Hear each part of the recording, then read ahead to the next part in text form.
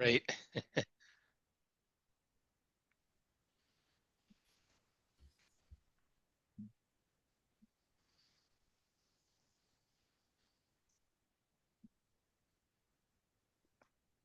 Hello, NextGen Nation, and welcome to our first breakout session, Building Strong Money Management Skills.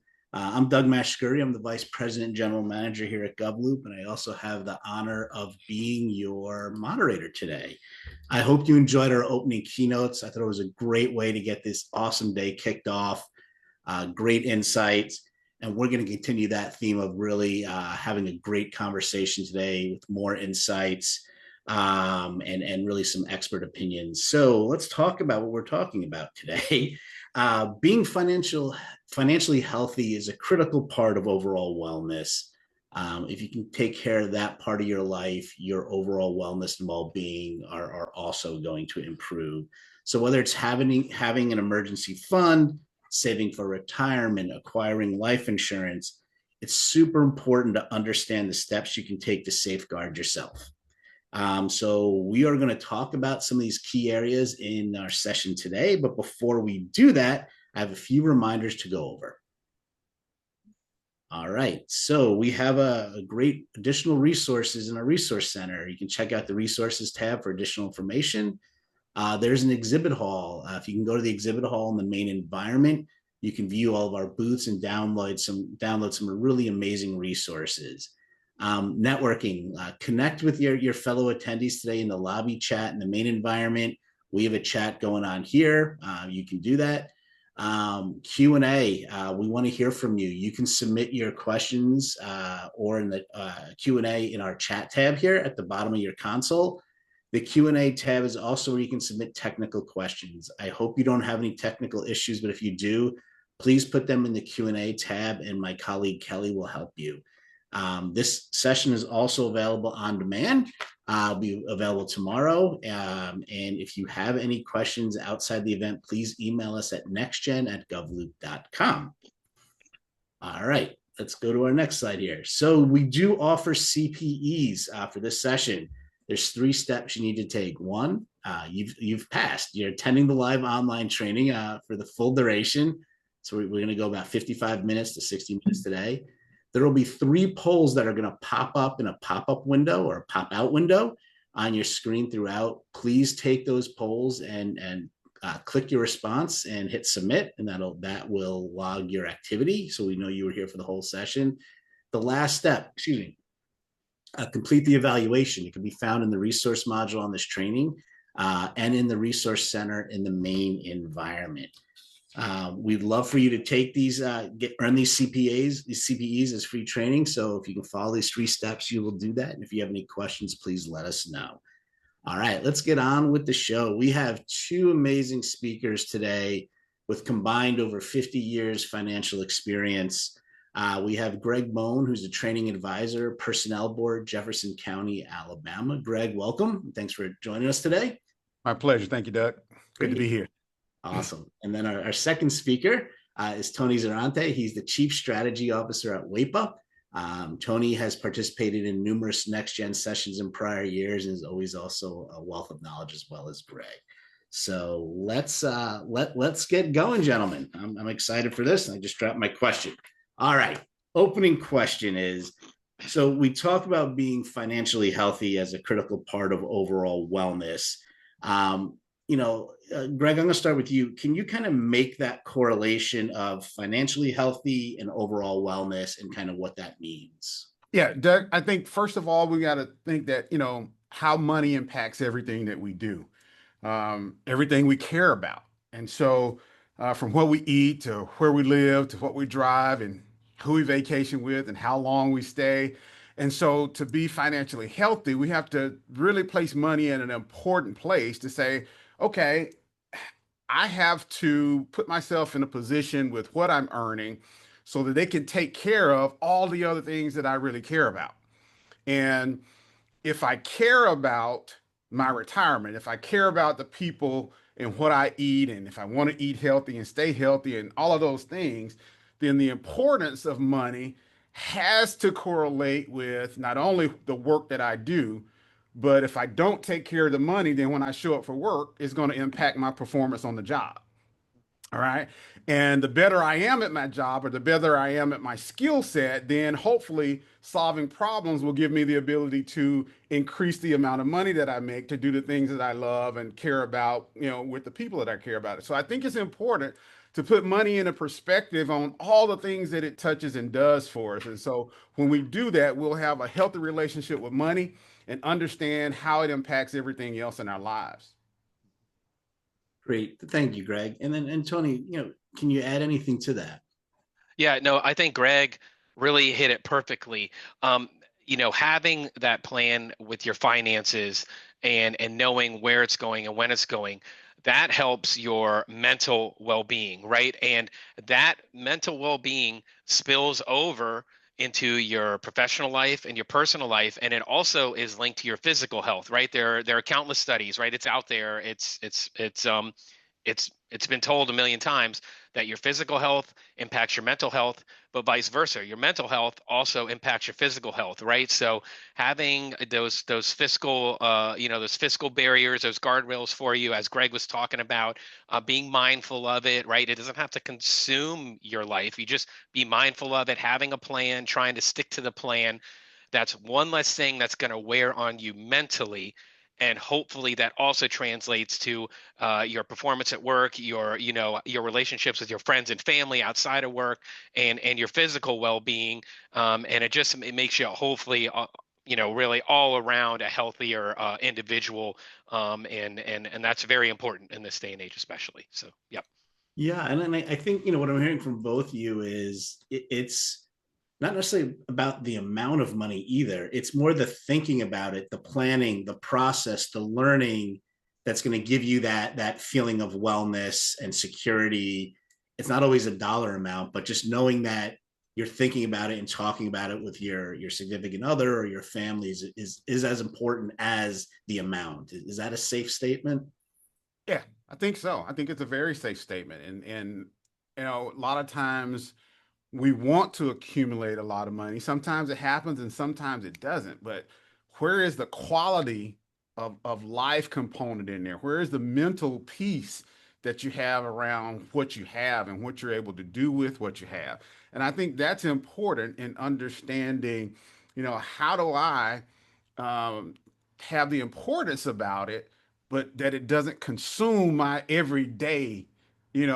I got to get up and I've got to earn, and I've got to get up and I've got to work for, that can be the mental destruction of what we're doing. And then we can't perform or be as productive as we want to in our positions or around our friends, because money is the thing that's consuming us and making us unhealthy. Yep, I totally agree. It is less about how much money that you have, although that is important, right? We can't live on $0. Right. But it is less important with how much money you have versus what is the plan with the money that you do have, and what is the plan for the future, right? So if you do want to do this trip with your friends or family in a year or two from now, and you know that in advance, if you plan and work towards that, then you probably can make it a reality, even if you're not, the CEO making $500,000 a year. It really is. It's having a plan, and willing to sacrifice X so you can go do Y, or vice versa. And just having that plan, and generally, most folks will say, that I have all the money in the world, but it didn't make me the happiest person in the world either, right? What makes you happy is doing what you can with what you have, and feeling that sense of accomplishment, and that sense of happiness with the people you surround yourself with, with that money that you do have. No, absolutely. And I think, a really good example of that is, as maybe some of our attendees have older parents. I have taken over my mother's finances, and she'll get very worked up some days and call me like, what's going on? And I'll just say, we have it, everything is okay. And that's, as long as she knows someone's managing it, that stress level and the wellness, it settles in. She doesn't care. She's not asking how much do I have, just that there's a plan for it. And I think, as we're starting to take someone's take care of our parents, remembering that piece as well as our own personal finances, but others as well. So great. This is a great way to kind of frame the conversation today. So, and I want to move into the kind of the next area of kind of financial management stumbling blocks is what we're going to call this section. But we're going to make it a positive. So, Tony, I'm going to start with you. What is one thing that you see that folks overlook when it comes to financial management? Yep. Great question, Doug. And to be honest, if folks have happened to have heard me talk with NextGen before, you'll probably remember this answer I've said, and that is, don't fall into the trap, in my opinion, of a set it and forget it mentality, right? So everything that you have that goes into your financial wellness, which is your salary, but it's also your health insurance, your life insurance, your property and casualty insurance, everything else that you choose to spend money on, your retirement accounts, whether it's your TSP through work, individual, 401k, anything, you name it, anything of value that you have. The last thing you want to do, in my opinion, is just set it and forget it, right? Because what's happening to us early career in our 20s and early 30s is a much different outlook than in our late 30s and 40s, when you may be building a family, you may have a house and a significant mortgage, and versus later career, right? 50s and 60s, when you start to eye retirement and what are you going to do? So the last thing you want to do is just use the same approach to your retirement, to your savings, to your other ancillary benefits that you have through work or outside of work. You don't just want to leave them alone and then in your 20s and then come back to them in 55 and say, okay, maybe I should look at this now, right? That would be the first thing I would say. So let me stop there, because Greg probably has some great observations as well. Tony is right on, and I think there are a couple of things we got to add to that. As we look at all of our accounts, we've got to realize, regardless of when we start, the day that we start, we should be thinking about retirement. We got to have a focus, because a lot of people make mistakes by not thinking about it early enough. We think that we have time to overcome some of the things that may happen. The market may change, inflation may go up.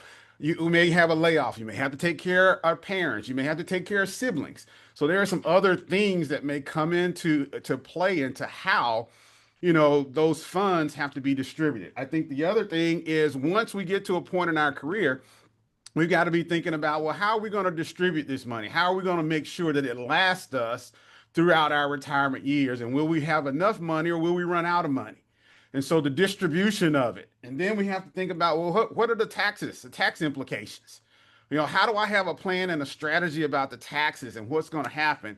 And then what do I want my legacy to be? I don't want, I want to pay my fair share of taxes, of course, but I want a portion of it to be given to the people that I love and care about, so that they can do the things that they want to do, and remember that we work for something and we wanted to pass this on so the next generation would have a better start. And so they're, starting early, distribution, taxes, time to overcome whatever's going on. All of those things have to be a part of the conversation we have regarding, this plan that we're going to put together and why we're doing the work that we're doing on a daily basis. I mean, really good points. And, I think on the level it makes sense. And someone just put in the chat here too, and I love this question. I think the set it and forget it is not the way to go. Some of us don't realize, well, we were told to save, so we save. And when I retire, it should be there, right? Well, there's a lot of steps in between that you both laid out there. When we say we want to look at it and revisit it, is there a cadence that someone asks here? How often should we look? Every 3 months? What does that cadence look like? Does it differ from person to person? Maybe we can talk a little bit about like what that looks like, so we don't set it and forget it.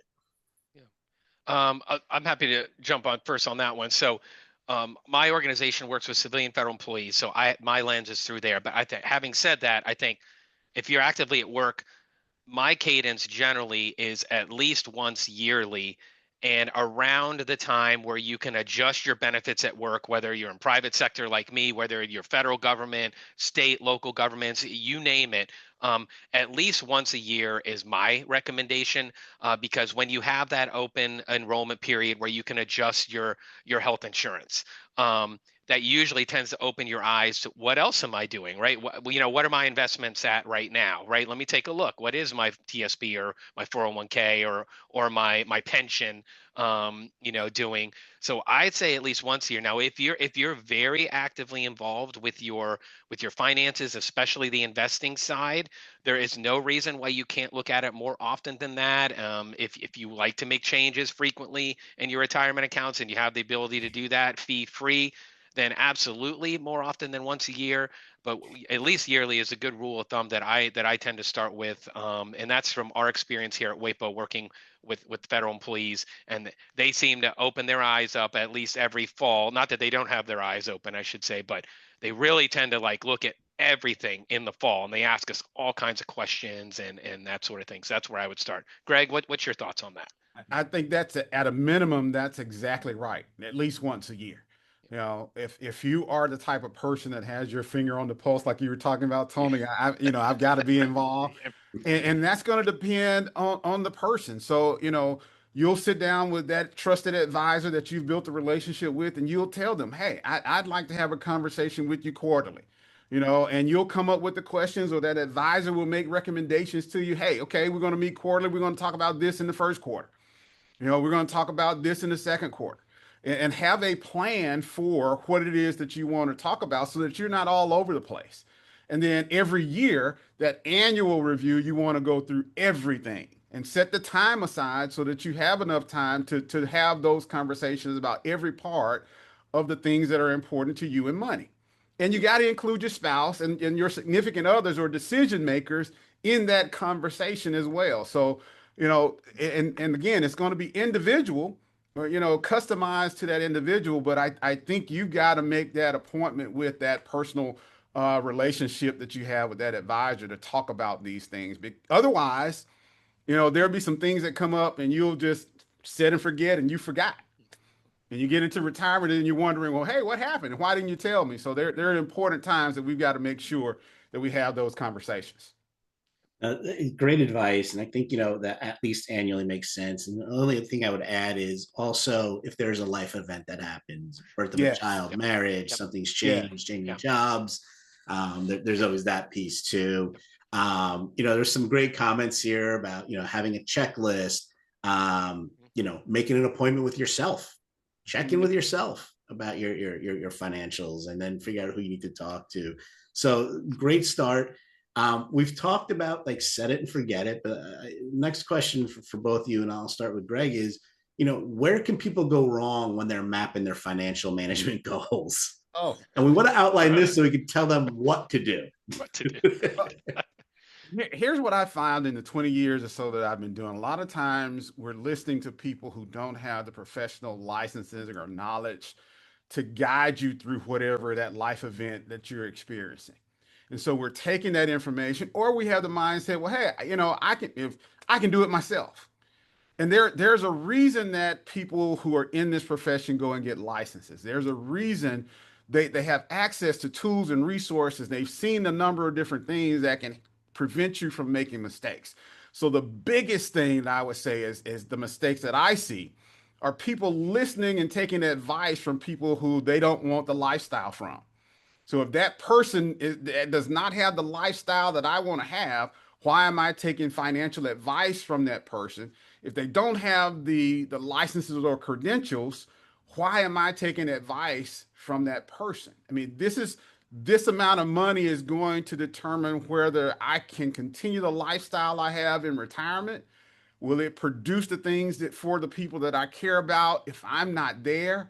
And so we've got to take it serious to know that, I've got to really, really have the person in my life and in my corner who's going to have my best interest and give me the best information I can so that I can make the best decisions about the money that I earn to put it to work for me.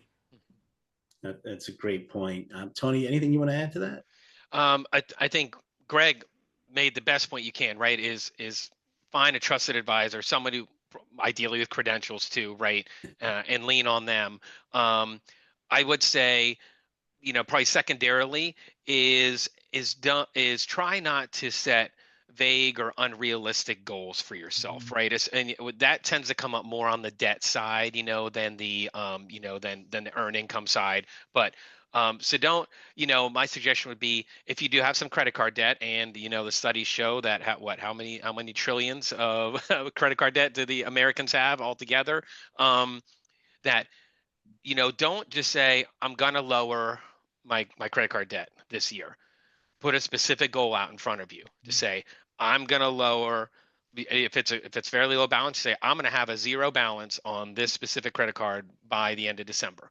And that's your goal, right? And then you can say, I know if I chew away at it, $300 a month, it'll be paid off by December, and I'll feel so much better. This is a weight off of my shoulders. So make sure you set realistic goals, but an actual real goal.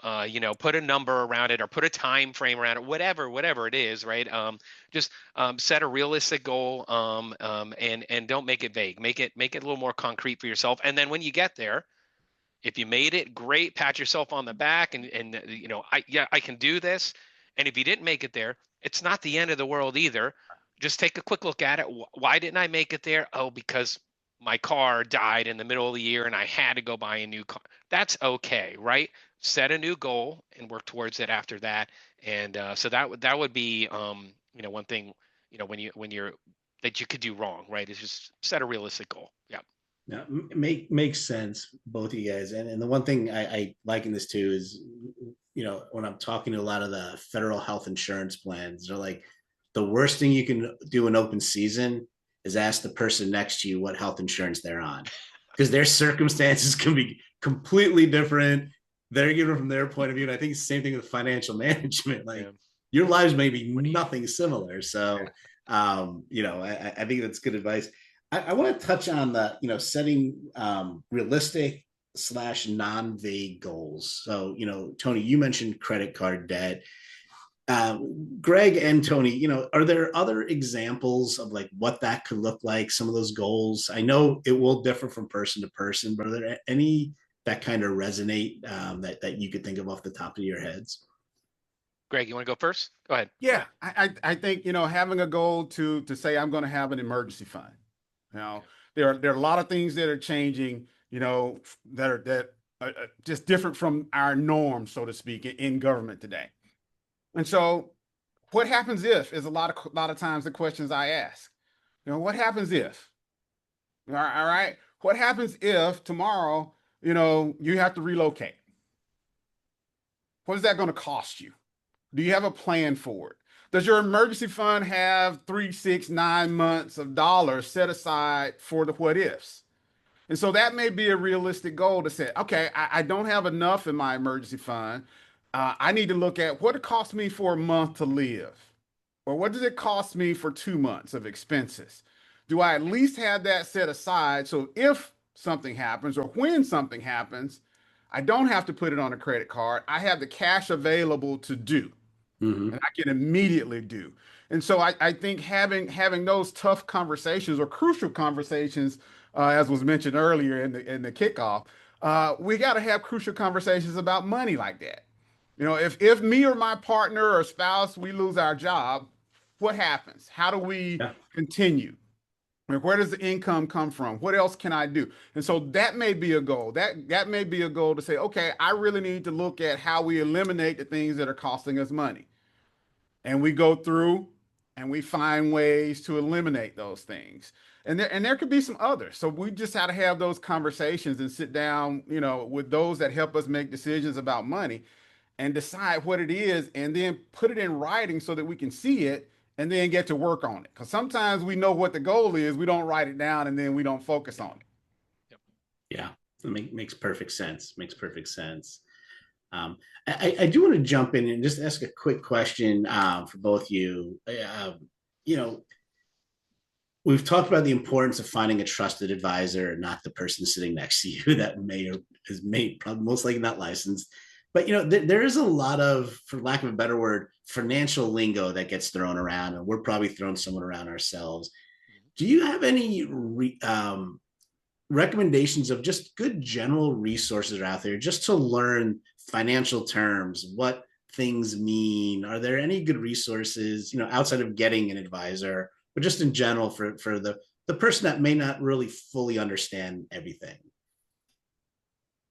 Go ahead. I would go ahead, Greg. Go No, ahead. go ahead, Tony. No, you All got right. it.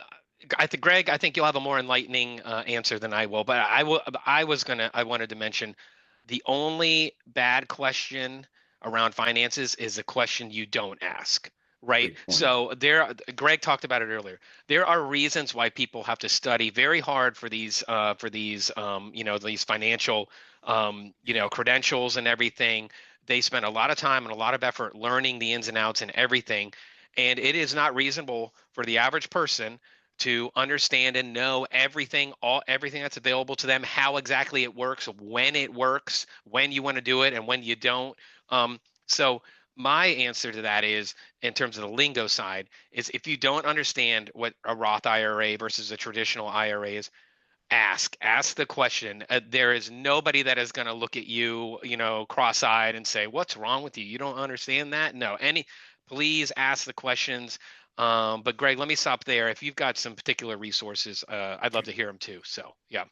I think the first place you start is that professional that puts you in that product or service. That person that you have that relationship with should be explaining, what this product is, how it works. Does it meet your objectives? If it does, if it doesn't meet your objectives, then you have to ask some more questions. Well, what is this product designed to do? Why are you recommending this to me?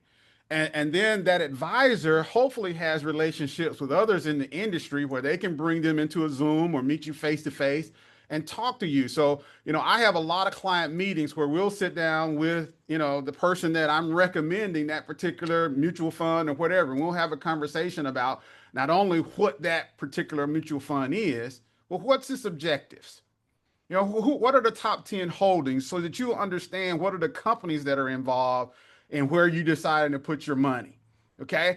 And why is that important? Because if I'm spending my money at a place right now, it's easier for me to make that continuing investment because I know where my money is going. I know what the product or service is doing. And then developing that relationship. Everybody's walking around with one of these devices. So we should do something with it. Like Investopedia is a good place to go for just terms. Okay. You can Google or get on a site or download an app for a particular product that you may have. I was telling Tony earlier that I downloaded his guide, on TSPs. There is a wealth of information in that product guide that talks to you about TSPs and what the S fund is and what the G fund is and what the I fund is and why you investing. When is retirement and what should I do? Those are the types of resources you have to make yourself available to. And then you have to spend some time going through it so you'll know what questions you need to ask when you sit down with that professional. And don't allow them to just make a recommendation without you understanding where your money is going. Makes perfect sense, and I appreciate it. So we mentioned Investopedia. WAEPA has a guide on TSP. That's another good resource. So I'll try and put those in the chat if I can figure it out. But if Kelly, you're on here and can do that, that'd be awesome too. If not, we will do it in the follow-up. All right, I'm going to pivot. This is a fun part of a panel. We get to do a lot of things. We're going to go with our first poll question. I'm going to launch that, and then I'm going to ask you a question about credit card debt that someone asked. I think it's a good question as we give time for the poll. So folks on the call, I'm launching the poll question now. And the poll question says, do you feel you have a good handle on your finances? Yes, no, somewhat, too much is changing right now, unsure. So hopefully you see that as a pop-up. In the meantime, I think this question on credit card debt is really interesting.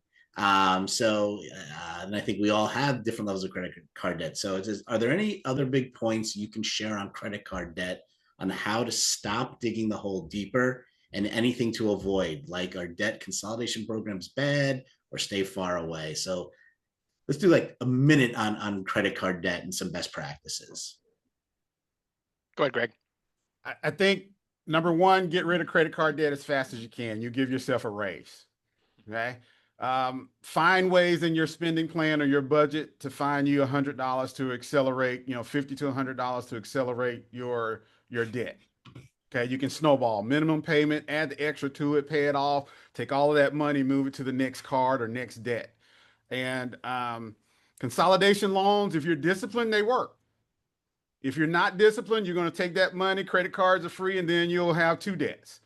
So it depends on if you're going to be the type of disciplined person that can take it, lower your interest rates, and use it to accelerate everything else.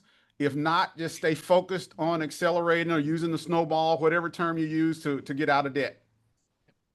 Yep. Great points, Greg.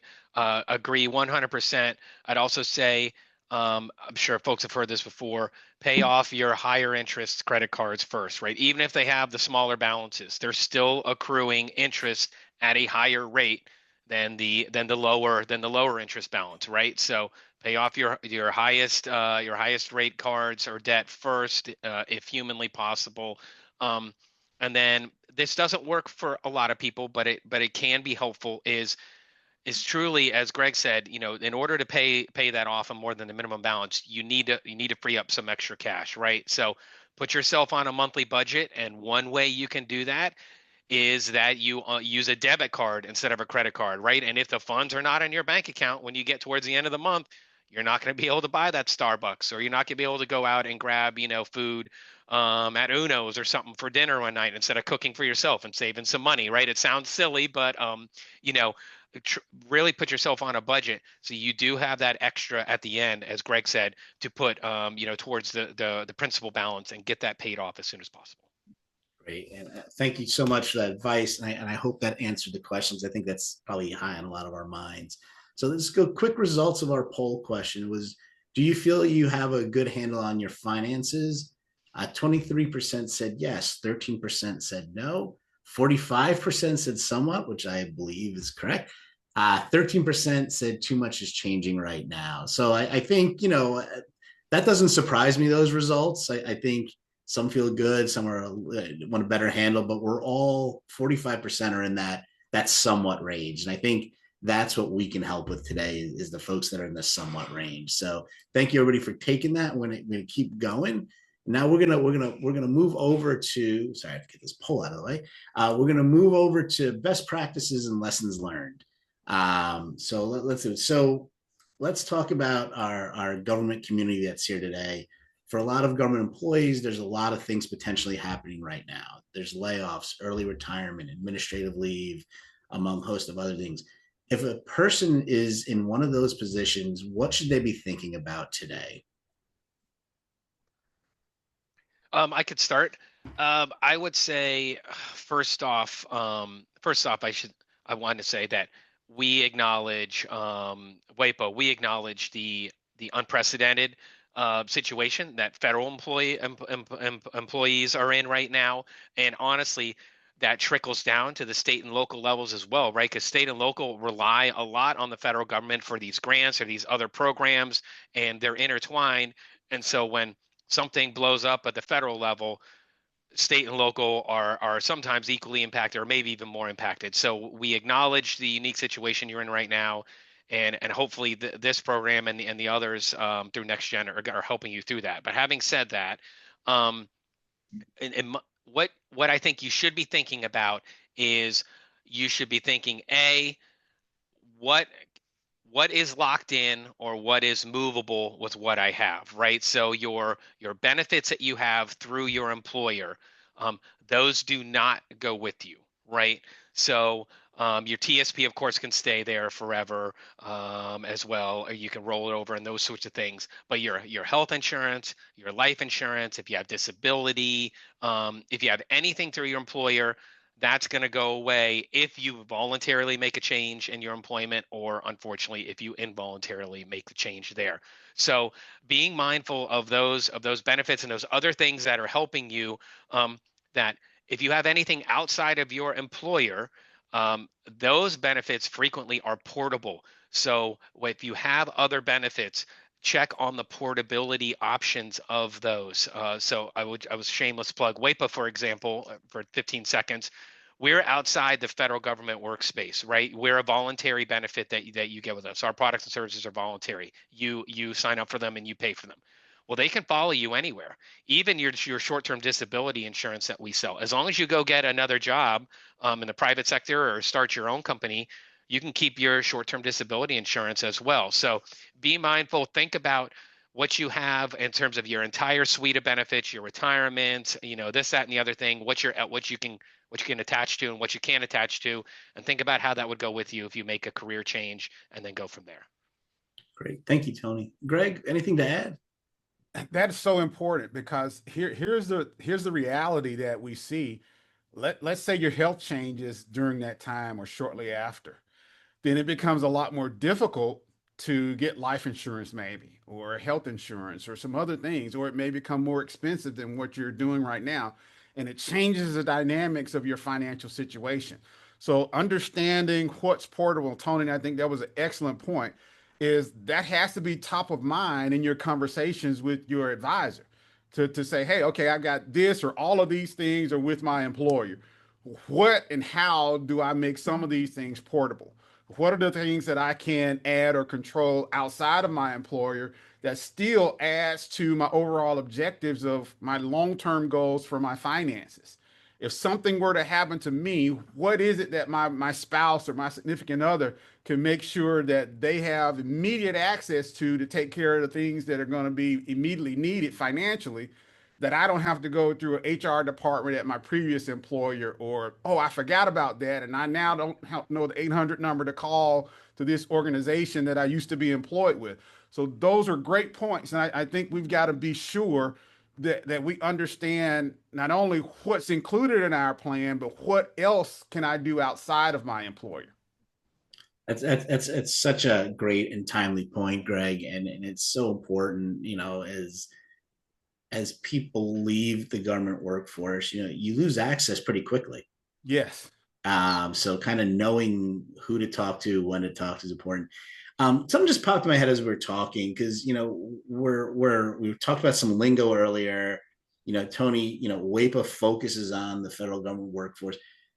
As we talk about getting a trusted advisor, and how important is it when looking for that advisor as a best practice that they understand whether it's federal, state, or local government workforce is, because I do, there's certain things that are very specific to government employees. How important is that when you're looking for an advisor? I think it's very important. I think you have certain advisors that only focus in that niche of I'm only want to work with federal employees. But what happens when that changes? Mm-hmm. If you retire, then yeah, do you change advisors then? So I think having an understanding of that niche is very, very important. But I think having an overall financial plan and someone that can speak to those things and help you prepare for life, the life that you want in retirement or outside of what you're currently doing, I think that's important. And you'll find a little bit of both in what you're looking for. I think you've got to sit down and say, okay, I want a person that does this and outline it. I want a person that can teach. I want a person that's going to explain, I want a person that's technical. I want a person that has this credential. So I think it runs the spectrum of what it is you're looking for. And once you write those things down, start talking to some advisors and find out if they have, if are the bedside manners matching what you want. I mean, it's literally like finding a doctor almost. Yeah. Will this person be the person that only can talk to me and give me the technical, but can also handle the needs of my spouse or my kids when they come in for different things or ask certain questions? So I think that's important to outline what you're looking for, so that now when you go out to talk about it, you'll know exactly what it is that you want and can find that person that can assist you. Makes perfect sense. And Tony, I know this might make you a little uncomfortable, but I think it's important. Can you explain a little bit what WAEPA is and what WAEPA does? Because it is very relevant to what we're talking about today. Yeah, sure, absolutely. So WAEPA is a nonprofit. We're a C9 located in Northern Virginia, and we were formed only to provide products and services to civilian federal employees and their families. And we do also work with former civilian federal employees too as well now. They're 100% eligible. So we offer products, group term life and short-term disability right now for current or former feds. And then we also have a We also use a financial advisor program through Ernst & Young, through EY, where a member of WAEPA can access a certified financial planner at no cost through EY, as long as they're a member of WAEPA. So that's one avenue that Greg was saying earlier, right? Talk to people. Do you get a good vibe from them? Do they get a good vibe from you? Are they saying things that make sense to you as well? So our members have the availability to talk to these EY CFPs and create these programs for themselves, that may work. And if the EY person just not resonating with them, then going out and finding somebody else, as Greg said, finding somebody that's speaking your language is the right way to do it, right? I mean, most of us are probably not going to use the same investment advisor as Jeff Bezos, who owns Amazon, right? I mean, he's in a different echelon, right? So, we don't need a brokerage firm or a management firm like that. We need somebody that understands us and the nuances of our jobs and our careers, right? Whether it's a pension through state or local governments, the modified pension through the federal government, but the TSP and all those other retirement resources that you have in the government, at large, those do matter. Greg said it, right? Those are a little different than true private sector, and so find somebody that that can help you and knows and understands that area. That's a big deal. Yep. Great. Thank you so much, both of you. I want to do another pivot here because we have a poll question coming, and I'm going to put that in a second, and then I'm going to ask this question. Let me put the poll question out first. The poll question is very simple. Do you have an emergency fund? Yes or no? Now I'm going to go to our esteemed panel and say, we've mentioned emergency fund. Let's talk about emergency fund, the importance of it. This isn't meant to shame anyone, whether you have one or not. But I think it's very timely for us to talk about it, as so much is changing in our world around us. Let's talk a little emergency funds and the role they could play for us. And Greg, I'll start with you on this question. This is so important. We have to really think about, if I'm not employed today, whether it was my choice or my employer's choice, how long will it take me to have employment to where I produce an income? Okay.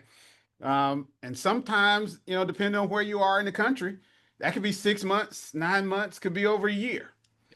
Okay. And it depends on your skill set as well, where, in certain areas, your skill set will pay you, $100,000 a year.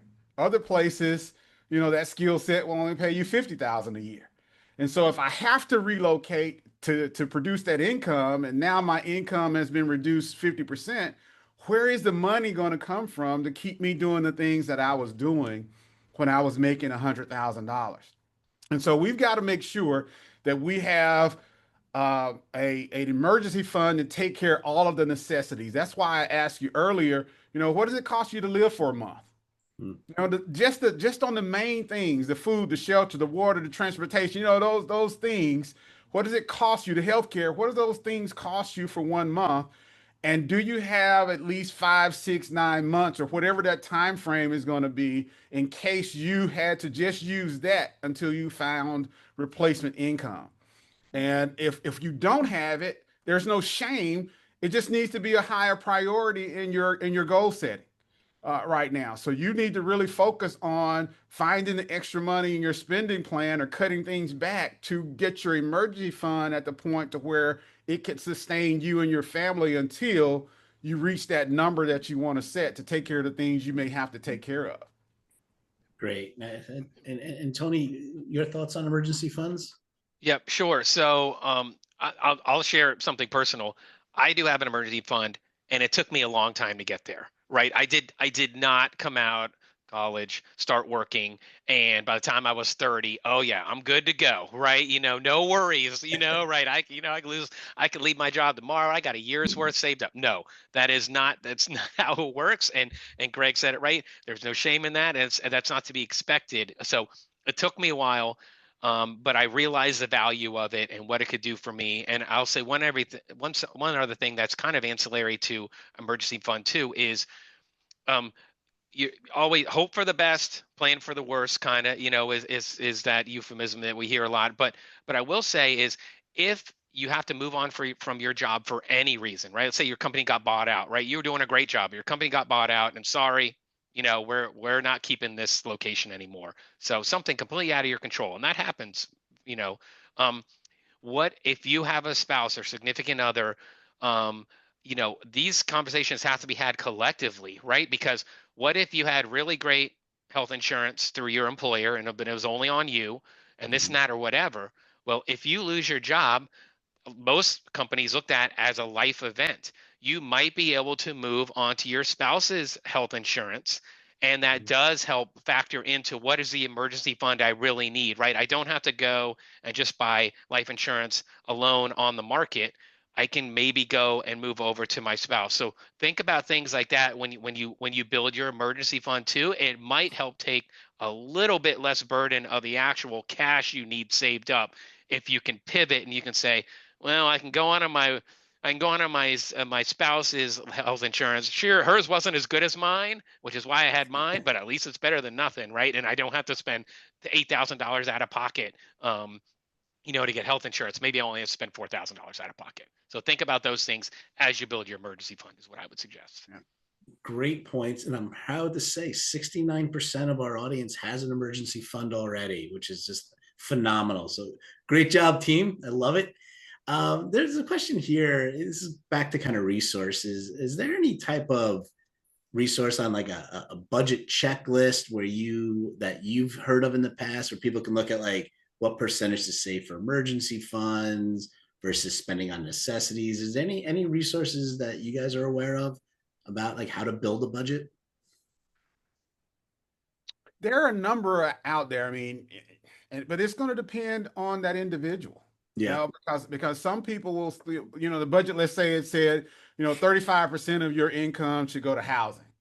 Well, if I don't have any debt or I don't have a transportation costs, I may want to spend more on housing than that 35%. In the area that I'm living in may, you know, call the pricing, may be more expensive. And so I'm out of skew based on these recommendations of what it should be. So it really is going to depend on the individual and how they prioritize certain things. There's some people that don't have any credit card debt.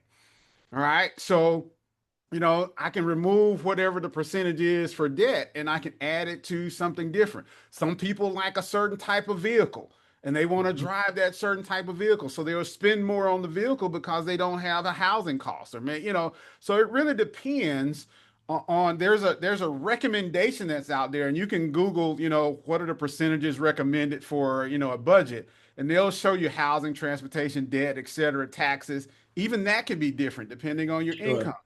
So I think, you got to look at those recommendations for what they are. And then your unique situation is going to determine what your actual percentages are. Yeah. And I think that goes to Tony's point earlier. Like you can build a plan and it might not work the first time, but you're definitely moving in that right direction of having a plan and you can adjust the plan. All right, gentlemen, we are, believe it or not, this hour's going really fast. So we're getting into our kind of closing thoughts here. I think we could do this for like half the day. This has been super awesome. So now we're doing a little bit of advice now. So we've talked about a lot of different things today. I think we've given a lot of positive information for our audience to kind of look into and think about. But let's narrow it down to one piece. If there's one thing you wanted each attendee to walk away with today, what is that one piece of advice you'd like to leave our audience with today? And Tony, I'll start with you. Let's see. This is a tough one because I have There's 50 so million pieces of advice. I'd love to say I really want to do this today. I'll go more macro though. I would say is when you start your plan, if you already have a plan, great. And if you're just reviewing it every year, great. If you don't have a plan, that's also fine too. Is look at where you are right now, not where you think you should be right now, right? Because where you think you should be, that's not where you are. So start with where you are. Whether you already have a plan or you want to start a plan, but start where you are and think, where do you want to go? Where do you want to be? Greg said it earlier, think about retirement. all the time, right? It's very far away, early career, or it's close to us if you're mid or late career, and that's fine. But I mean, what is the goal, right? Why are you doing this, right? Why are you here, right? It's because you want to go do something. You want friends around, you want family around, you want to travel, you want a vacation home somewhere else, whatever it is. But there's clearly a reason why you're interested in your finances and managing your finances, to the best of your ability. So think about that goal, think about where you are now, and then work towards the goal. And if you fall a little short 1 year or 2 years in a row or whatever, don't sweat it. Just focus on the long term. Things are going to happen that are out of your control all day, every day. But if you have the long term goal, you can bounce back. If you didn't make it this year, you have the faith in yourself. I can bounce back in year 2 or year 3 or year 5 and get back on track, and I'll be okay. So that's what I would suggest. Great. Thanks, Tony. Greg, what's that one thing? My one thing is there are no loans and scholarships for retirement. Right. We have to make this a priority because the money that we're setting aside right now will have to produce for us when we no longer want to produce for it. And so if we don't make it a priority, we don't think about the lifestyle we want to have, and we no longer have desire to get up and do what we're doing today, the money that we put aside has to produce for us. So again, no loans, no scholarships for retirement. Everything else should be, top of mind, but under that. Yeah, it makes sense, and I think both of your guys' summary points are really on. There's so many things, but we can put that kind of the cherry on top. Those points do it. So I'm going to put our third poll question out there, and then I'm going to ask you guys one more question to kind of finish this off. So let me get the poll question out first. The question is, has your financial management planning changed in the past couple of years? Yes, no, not yet, but it should. So while our friends are taking this, I asked you to look forward. Now I'm going to ask you to look back. And I'm going to say, if you can go back in time and restart your financial planning, what is the one thing you would do differently? And Greg, we'll have you go first this time. All right. First thing, I would start early. I would have started a lot earlier than I did. Okay, that's number one. The second thing I would have done was maxed out all the contributions. I made some contributions, but I'm not going to max out. I want to have a little fun with a little bit of it. Okay. In your midlife, mid-career, you'll pay for those fun things. So max it out early, get used to that. And then the last thing is I would have stayed out of debt. Stay out of the credit card debt. Stay out of the things that, I'd like to have that, whatever it is. If I don't have the cash to pay for it right now, wait until you do. Those would be my three things. Invest early, max out the retirement contributions, and stay out of debt. Love it. I love it. Tony, how about you? Yep. I mean, Greg stole my three. I literally had them written down here, but Greg was spot on. I will say, to be honest, personally, that I wish I had started a Roth IRA earlier. If you want to be very specific, right? Just personally speaking, yeah. I'm fortunate that my parents had my brother and myself talk to their investment advisor as soon as we could understand, finances in our teens. So I've always had access to one. And I feel very fortunate and thankful for that. They don't really cost any money, they're very inexpensive most of the time, right? Depending on how their fee structure is. So it was never a question of being able to pay for one. But in hindsight now, as I've grown and I'm full mid-career and talking with the newer advisor, because the other one retired, the only thing we looked at was, I wish I had done Roth earlier, right? And it's tough to say that because it's after tax dollars. Oh man, that's literally money in my wallet for the vacation that Greg was just talking about, right? Or to go do this or that and splurge or something. But it really would have made a huge difference. So I wish I had done that early, because I think Greg nailed it. Once you get into mid-career, if you had a plan and a little bit of luck, but you've worked hard, you generally will have the funds to be able to go do that fun stuff, right? So you won't miss out on the fun stuff. You may have to postpone it, but you won't miss out on it. So max out whatever you can early. I could not agree enough on that. Yep. Very sound advice, and I love that you both are saying the same thing because that means it must be true. Um, hey Tony, you mentioned Roth IRA, and someone originally, can you give us like a 1 to 2 minute explanation of a Roth IRA? Sure, absolutely. And full disclosure, I am not a financial advisor, so a licensed financial advisor. So, but having said that, so Roth IRA is different from traditional IRA in that Roth IRA is always funded with post-tax dollars. So no matter where it came from, whether you took your gift from your grandma and put it into your Roth, or you took money that came out that's left over from your paycheck and you put it into the Roth. Um, that's how you fund a Roth IRA is post-tax dollars. The beauty of the Roth IRA, in my opinion, is twofold. Is is you do not have to take out required minimum distributions when you get older, unlike a traditional 401k. So, in other words, if you want to leave that, if you don't need the money to live and you want it to keep growing, to live a legacy, as Greg talked about earlier, you can do that with a Roth IRA. And secondarily, is it grows tax free. So it is whatever it grows to later in life, you can take out those funds on a tax-free basis, and that does make a big difference to folks that may think that they're going to be in a different tax bracket. And let's be honest, none of us know what the taxes are going to be when we retire, unless we retire tomorrow. So Right. it's another good diversification. So hopefully that balances to what Greg would think about that as well. So Spot on. That's great. All right, gentlemen. Well, Tony, Greg, thank you so much. I know we covered a lot of information in a short amount of time, but I really think you gave myself and our audience today really a lot to think about. So thank you. You're getting a lot of cheers and claps in our chat over here. And I just want to, again, show the appreciation of your knowledge and experience and the appreciation of all our attendees today. It is an admirable role being in public service, and all our attendees. We're so honored to kind of have you here today and talk to you, and we just want to celebrate you as well and the efforts and contributions you do every day. So hats off to our attendees as well.